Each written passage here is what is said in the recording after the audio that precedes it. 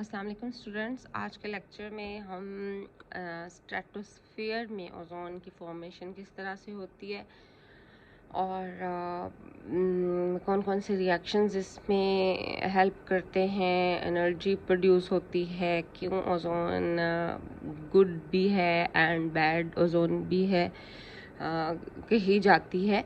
तो इस सारे को आज हम डिस्कस करेंगे इस लेक्चर में, और फिर इसके बाद इसी की कंटिन्यूएशन में हम ओजोन होल या ओजोन लेयर की डिप्लीशन उसके बारे में भी इसी कंटिन्यूएशन में पढ़ेंगे। तो let's start about the stratospheric ozone formation. तो कहा जाता है कि ozone is ozone no matter where it is in the atmosphere. तो ओजोन का जब वर्ड आता है माइंड में तो इट्स नॉट मोस्टली इसी सेंस में होता है कि ओजोन अच्छी नहीं है।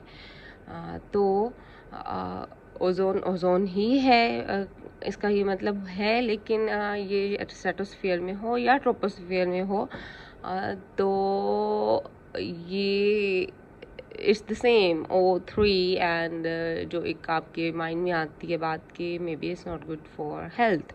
तो देखते हैं कि क्यों इसको in one layer it is called said to be good ozone and in the other layer it is treated as the bad ozone. The good ozone is good only because it is in the stratosphere where we cannot breathe it.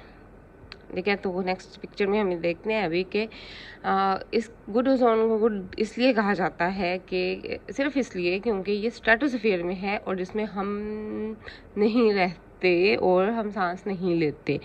अगर इस reason में हमारी human activities भी कोई होती और breathing का process भी उधर होता तो शायद ये ओजोन इसको गुड ओजोन नहीं कह सकते थे। तो and bad ozone also absorbs. Bad ozone is because of the reason because it is found in the troposphere जहाँ के हम हमारी ह्यूमन एक्टिविटीज़ हैं, इसलिए इसको बैड ओजोन कहा जाता है क्योंकि ये एब्जॉर्ब करती है सोलर अल्ट्रावायलेट रेडिएशंस को और ये मौजूद होती है अर्थ सरफेस के करीब जहाँ के हम सांस लेते हैं, इसलिए ये बैड ओजोन कहलाती है। जबकि स्ट्रेटोस्फीयर में जो ओजोन है वो अल्ट्रावायलेट रेडिएशन को एब्जॉर्ब कर ले तो it's good for humans because ultraviolet radiations UVA, UVB, C type ये सब mostly these are skin cancer causing radiations. So for UV protection we are interested in the total number of ozone molecules between us and the sun. UV protection का जब एक measurement करना होता है तो उसमें हमें देखना होता है कि कितने सारे ओजोन मॉलिक्यूल्स हैं बिटवीन अस एंड द सन के ट्रोपोस्फियर और स्ट्रेटोस्फियर में कितने ओजोन मॉलिक्यूल्स हैं। तो 90% of the ozone molecules are in the stratosphere and 10% are in the troposphere, some down near a surface where we can breathe them. तो ये percentages हैं कि स्ट्रेटोस्फीयर में 90% ओजोन है और ट्रोपोस्फीयर में अराउंड 10% ओजोन है। The UV protection actually comes from the 90% ozone in the stratosphere. Now, good and bad ozone again, there are important issues affecting human and ecological health for both good ozone and bad ozone. For good ozone, the most important issues are the reduction of ozone globally. Good ozone good इसलिए again कि stratosphere में है, ये सांस के ज़रिए humans में नहीं जा रही होती और ये यूवी प्रोटेक्शन देती है। तो जब गुड ओजोन के साथ इश्यूज़ क्या हैं कि इनकी रिडक्शन हो रही है ग्लोबली और ये इस तरह से यूवी प्रोटेक्शन रिड्यूस हो जाती है और इस रिडक्शन ऑफ ओजोन में एंटार्क्टिक ओजोन होल है, आर्कटिक ओजोन होल है, that is caused by CFCs etcetera. ये हम डिटेल में नेक्स्ट टॉपिक में देखते हैं। Reduced ozone means more solar UV gets to the ground, causing more skin cancer.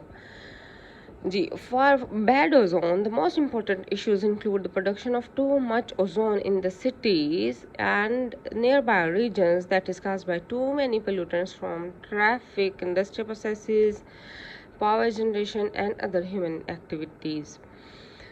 जी, तो बैड ओजोन कहाँ से प्रोड्यूस हो रही है? ह्यूमन एक्टिविटीज़ से मेनली, जिसमें मल्टीपल प्रोसेसेस हैं, traffic, industrial processes, all these things are there. तो ये क्योंकि ट्रोपोस्फियर में सस्टेन करती है ये ओजोन, तो this is more kind of a bad ozone. Increased ozone means more people have respiratory and heart problems. Let's look at the both the good and bad ozone according to the starting with the stratospheric zone. Let's here you see with altitude there is a distinction between troposphere and stratosphere, and while we are discussing about the atmospheric ozone, so we will talk about that tropospheric and stratospheric ozone. तो यहाँ पे आप देख सकते हैं कि ozone की amount जो है राइट साइड की तरफ आते जाएं तो ये अमाउंट ज़्यादा हो रही है. तो just near the ground level अभी हम 3 किलोमीटर्स 2 किलोमीटर्स 3 किलोमीटर्स पे हैं ज़मीन से.